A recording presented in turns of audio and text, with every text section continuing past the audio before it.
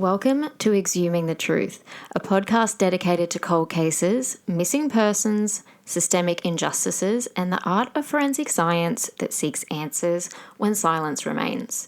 My name is Asha, and I am a forensic scientist and a criminologist. And in each episode, we examine the evidence, the systems, and the human stories that are often left behind.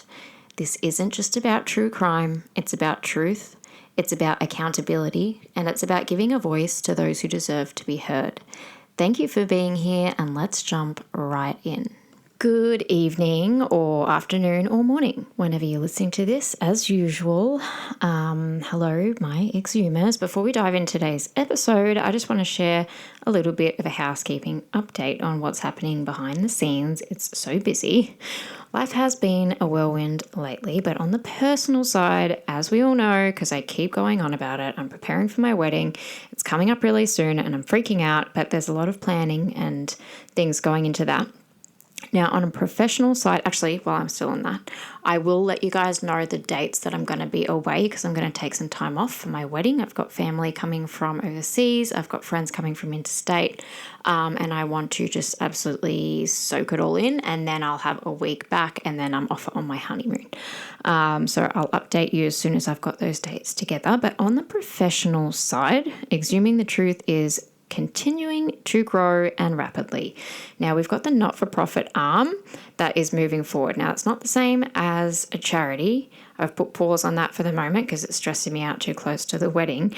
But we are officially a not-for-profit Exhuming the Truth Hope Project, which is amazing. And we're exploring new ways that we can support families and educate the public and advocate for justice and all of the things. I'm also working on expanding our educational branch, which is Exhuming the Truth Academy. That includes the launch of Sherlock Bones Emotion Lab, which is for kids, and it basically is teaching trauma-informed and investigative learning tools to kids. And it's been an incredibly rewarding process. I've actually been putting together the kids' educational tools with my 11-year-old son, which has been actually really fun. Of course, the podcast itself continues to run at full speed. I've got new episodes. I've got guest interviews even, guys. Like, it's taken me so long to actually find the time to slot in learning about what kind of technology I need to be able to interview people remotely and things like that. And I could have done it earlier and on a whim, I guess, but I want it to be good quality. So I'm really sorry it's taken me so long, but I am learning as I go. And I think my age is definitely showing when I say that because I'm usually quite good with tech. But anyway, I'm doing my best. I've obviously got a lot of research happening as well, a lot of cases. The cases that you do see, I mean, all of the cases are obviously incredibly important and all equally prioritized, but there are a lot of cases that I sign on that are behind the scenes that they don't necessarily want to be publicized. They want my help privately. So I have to tell you that just because that takes up a bit of my time too, and it kind of makes it look like I share a lot of cases anyway, but there is a lot of behind the scenes work, and I just have to preface that. And I also want to thank everybody for all of your support and being a part of this journey. I've got so many regular commenters and messages and stuff, and you make this what it is, and it's not just a podcast or a Facebook page or a TikTok account. It's none of that. It's so much beyond that, and it's like the future for our kids and our grandkids, and for Australia, it's a big thing. And I touched on it briefly on Facebook, I think, the other day about actually just choosing the harder path. And I did that intentionally, not because I like hard things, but because choosing this path of representing victims and representing their families and standing up to these injustices, it's a lot more difficult and more emotionally taxing. And obviously there's less exposure because people, there's not a lot of people out there who are super caring and want to sit down and listen to this sort of thing when they could choose like a Dateline or morbid podcast. Not saying that they're bad, they're absolutely brilliant.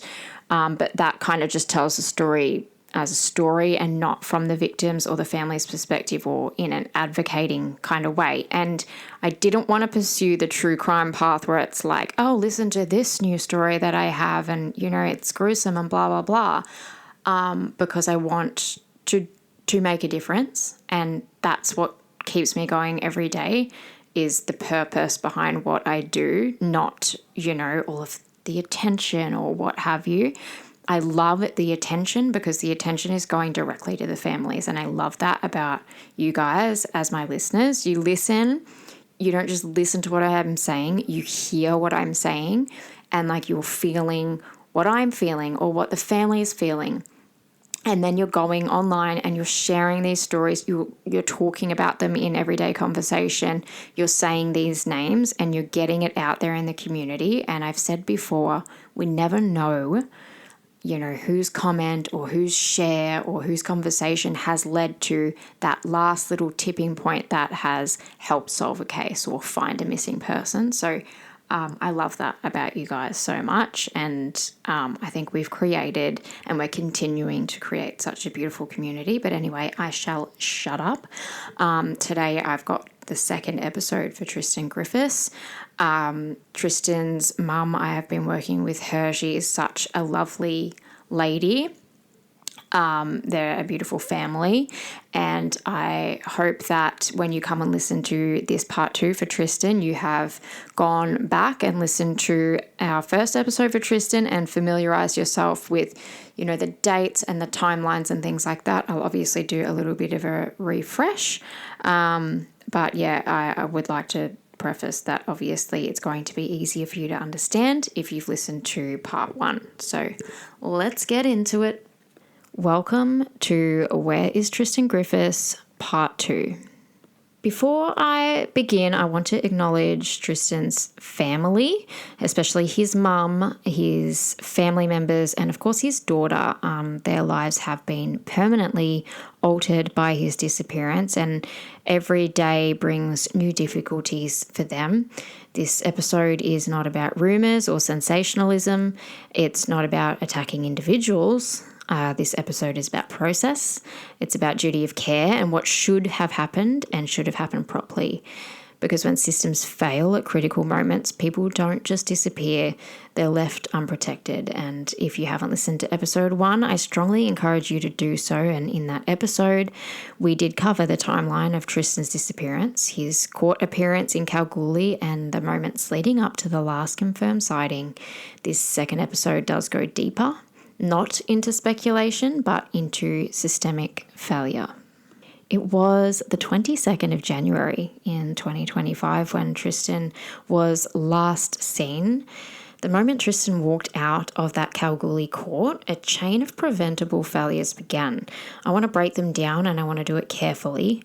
Tristan had actually expressed safety concerns prior to his court disappearance, and despite this, he was denied video link access for that court trial that he was attending that day. And why does this matter? And I want to tell you why, and for a number of reasons, because video link actually exists for a number of reasons, those being the person's safety or a number of persons' safety, mental health vulnerability, a risk of retaliation, and a risk of coercion. And obviously in this case, Tristan had applied to attend that court hearing via video link for safety reasons. Now, in their denial for a video link for this hearing in circumstances where safety concerns exist is highly unusual. I want to preface that. It is not typical for a court to, have a request for video link out of safety concerns and them to deny that. But what actually follows is even more alarming than that itself. Now, Tristan was released from that court as he was, with no phone, no bag, no transport, no escort, no safety plan, no referral to accommodation or crisis services, and no duty of care intervention.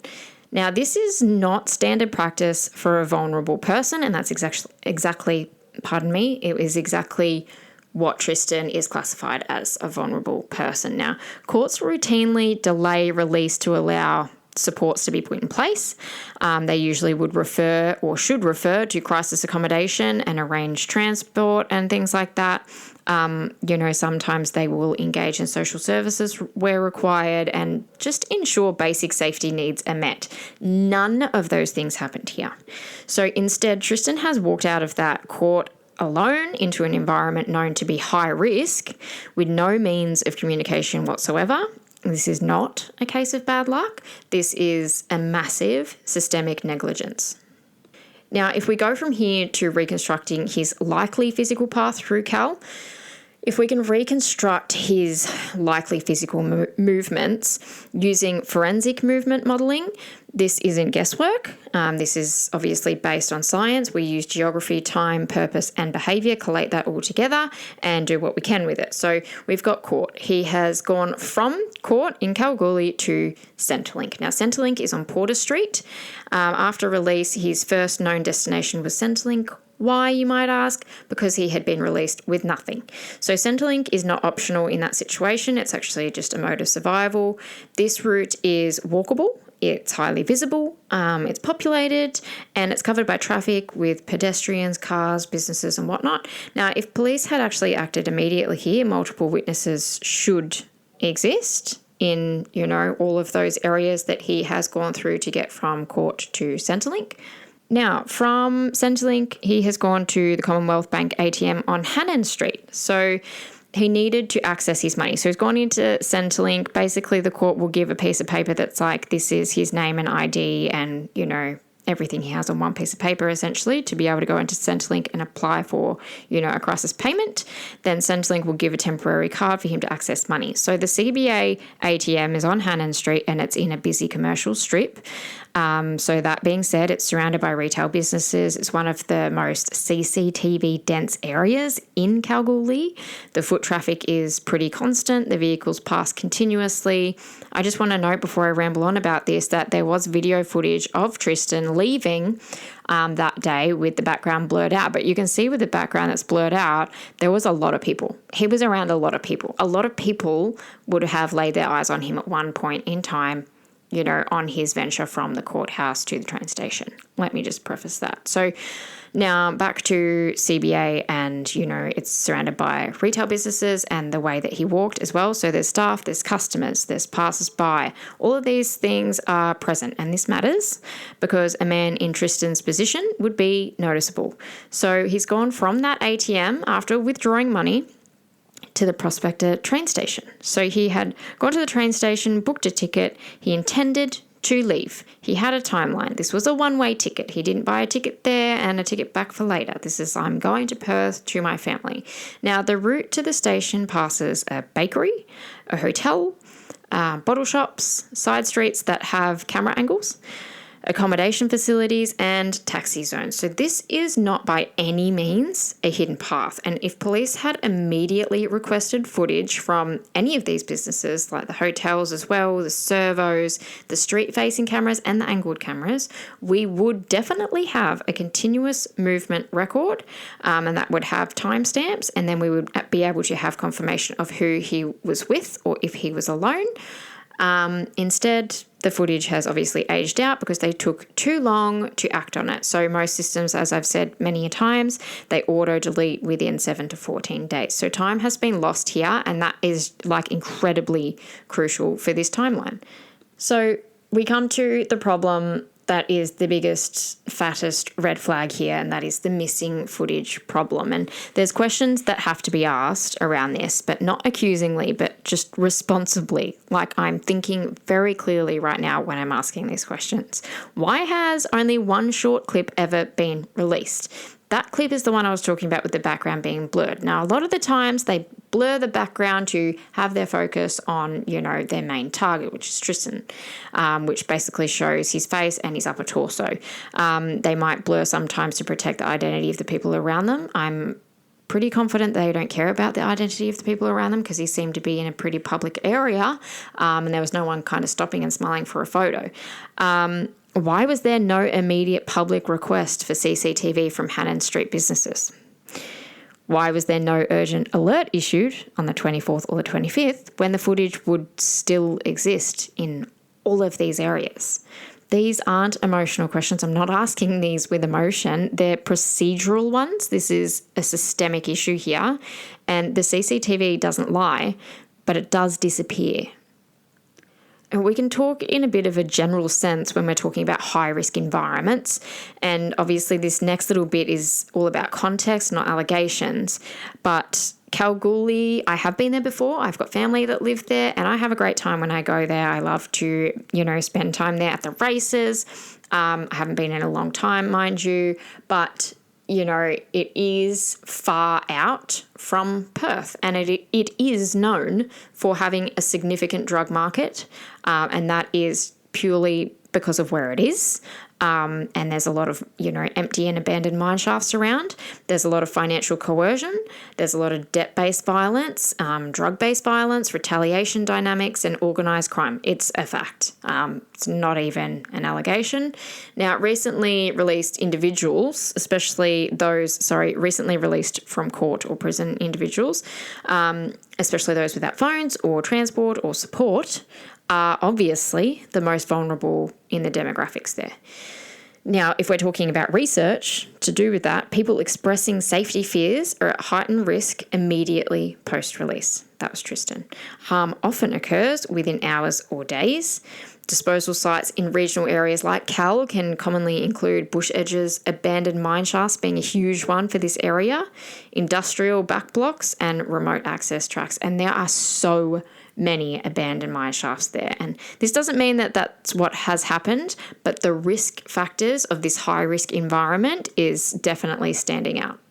It just essentially means that the risk was foreseeable. And this is a big problem when we're talking about systemics and systemic injustices, that foreseeable risk requires intervention. And it is, if we have a risk that is foreseeable, it's preventable in one way or another. Now, if we're doing a likelihood-based scenario analysis here, we can break this down rationally and say that the least likely thing to have happened here was voluntary disappearance. And why can we say that? We can say that confidently because Tristan bought a ticket home. He contacted family. He was actively planning.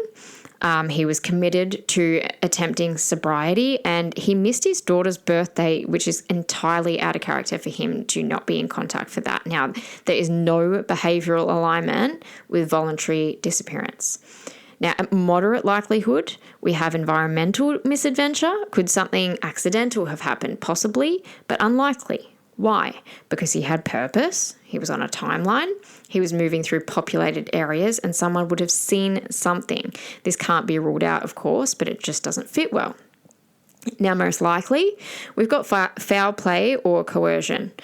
Now, I've based this on the expressed safety fears that he expressed inside the court and inside the incarceration. The known high-risk environment that we just spoke about, the lack of guardianship, so the incomplete lack of support services, the no phone or contact support, and the disappearance between two populated points. Now, this doesn't accuse a person, obviously, but it just acknowledges that really high probability. Now, this is where Tristan's mum deserves to be heard, and what needs to happen now is re-engagement with these businesses that retain longer-term archives. Are there any? We don't know. Can we ask? Yes, we can. We need drone mapping and aerial grid searches. We need to do a renewed public appeal for sightings that were near either the bakery, the station, the nearby accommodation, and we need to encourage anybody to report anonymously. And with that, I want to remind the community that if you saw something, and even something that felt insignificant, it matters. Silence protects the wrong outcome. Tristan Griffiths did not vanish. People don't vanish. He was failed, and until every reasonable avenue is exhausted, this story isn't over. If you have information, please contact police, or if you are worried about your own safety, please contact Crime Stoppers. You can do that anonymously. And if you share this episode, you're also helping restore what systems failed to provide, which is visibility, accountability, and care. Now, I want to pause here, because what I'm about to tell you matters, and this is not an opinion. This is what Tristan's mother has had to do herself while her son is missing. After Tristan disappeared, his mum did not just sit and wait. She did what families are forced to do when systems move slowly. She went door to door, she went agency to agency, business to business, trying to close these gaps herself. She went to Kalgoorlie. She lives in Perth at the moment, and she is elderly. And she went to Kalgoorlie herself, and she approached numerous pubs across the area. She left her contact details. She asked staff to please contact her if they saw anything, if Tristan had been there, if someone remembered him, or if anything stood out. And what she was told over and over again was this: we only keep CCTV footage for 2 to 3 weeks. Weeks, not months, not long enough for families who often aren't even notified immediately that something is wrong. Like in this situation, there was no sense of urgency here. She then went and approached Centrelink and the Commonwealth Bank and tried to figure out whether Tristan had accessed money, attended appointments, or appeared on any other CCTV. And she was told that only police can access that information. And she was told that police had already done so. So she kept going. She then went and contacted the train station because Tristan was meant to travel, and she was told that they only retain CCTV footage for up to 3 months. Now, 3 months, and that's not a given, that's up to. This is just a narrow window where answers might exist, but only if action is taken in time. Now, she's contacted the Salvation Army asking who she should speak to about organising a search. She was told to contact SES. She contacted SES and was told that police organise searches. So again, she was redirected, and finally she contacted council and she asked about abandoned or vacant properties, places that no one wants to really think about, but families are actually just forced to think about. She was told that those properties were private and to be very careful if she chose to enter them herself. Let that sink in. A mother whose son is missing, an elderly mother, was navigating privacy laws, CCTV retention limits, jurisdictional boundaries, agency handoffs, legal warnings, all while living in limbo. Now, this is not a criticism of just one person, and it's not an attack on just one agency. It's a systemic failure, because when responsibility is spread so incredibly thin, families fall through the cracks and time, evidence, and answers disappear. Now, Tristan's mum did absolutely everything a parent could do. She's chased footage, she's chased agencies, she's chased hope, and she should never have to do this alone. And this is exactly why we exist. And we exist to stand by her side and help her do these things, if not do them for her. And you guys exist to help us help the families. Now, I'm going to go into something a little bit emotional, and I want you to hear me out because it's really something that is starting to grind my gears. I am so incredibly tired of hearing the "another no hope are gone" and other abhorrent comments on the internet. Now, when a person goes missing, particularly someone who might be struggling with addiction or poverty or homelessness or what have you, or even social marginalisation, there is always a quiet shrug in the background in the comment section around public discourse. Like, do we even care? Or he chose that life, and, he was coming out of incarceration and out of a courthouse. And just like that, a human being becomes disposable. Now, let me be super duper clear here. The value of one human life is not contingent on employability, on sobriety, on housing stability, social polish, or public sympathy. Yet in missing persons cases, and I see it daily, especially in regional communities like Cal, social status silently determines urgency, media coverage, resource allocation, and public empathy. And that should disturb all of us. So let's just chat briefly about this hierarchy of the missing here, because in criminology, we actually talk about the concept of something called the quote-unquote less dead. And the term actually emerged in Northern America in a serial homicide research in a case called the Green River Killer, which was Gary Ridgway. And this is where sex workers and runaways and women struggling with addiction were actually all targeted precisely because of their disappearances being less likely to trigger immediate sustained response. Now, how sad is that? These lives of these women were seen as transient, risky and replaceable, and offenders understand this hierarchy, and this is the issue, and this is why it's so dangerous. Now, society inadvertently reinforces this when you're making comments like that, or allowing comments like that. When someone on the internet says, another junkie gone, what they are actually saying is that one life ranks above the other, and that mindset isn't just gross, it's actually dangerous.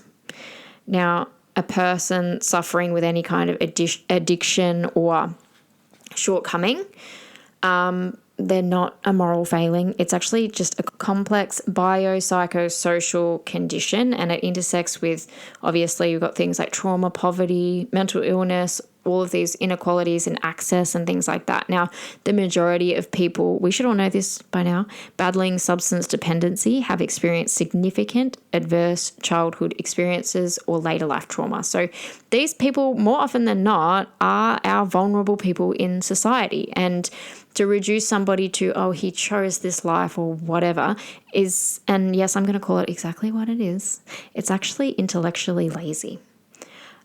Choice, obviously, of course, exists, but choice is always shaped by environment and things like neurobiology, trauma history, and all of these things, opportunity, access. If we're going to talk about a person responsibly, then we've got to talk about the responsibility of the structures of the system, because a society that criminalizes addiction or, shortcomings and social status while underfunding mental health and housing and rehab can't then turn around and feign moral superiority. So I just had to say that, because at Exhuming the Truth, social status doesn't determine the search priority, and that should actually just be the global consensus here. Empathy isn't conditional, despite for some reason Australia more often than not, it's actually so sad that it's our country.